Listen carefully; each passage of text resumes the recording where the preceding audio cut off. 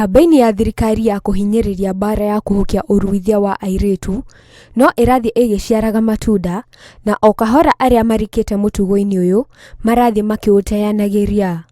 Hii century tumekuja kujua kukeketwa kwa wasichana imekuwa jambo ambayo si nzuri sana.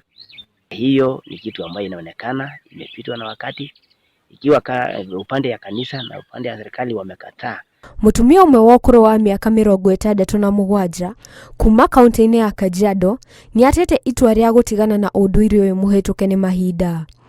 Margaret Koilel, ũrĩa arĩ mũruithania, aratarĩria kĩrĩa gĩtũmĩte ateanĩrie mũtugo ũyũ. Mimi natairishanga wasichana, sasa tunakuwa tunaiba, tunatairisha usiku. Nikitairisha mtoto ni hatari mara mbili.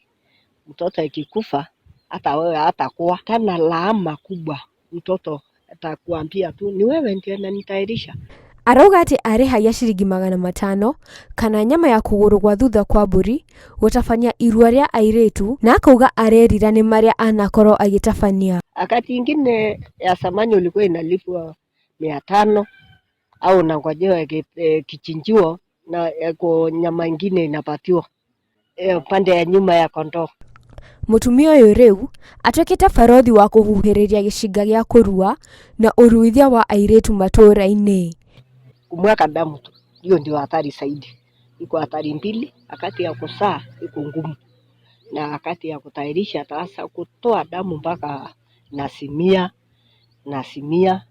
mpaka aitwe tena.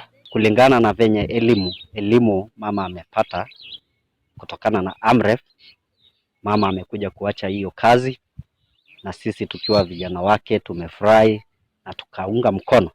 Handũ-inĩ ha Inooro TV, njĩtagwo Muthoni wa Gacathi.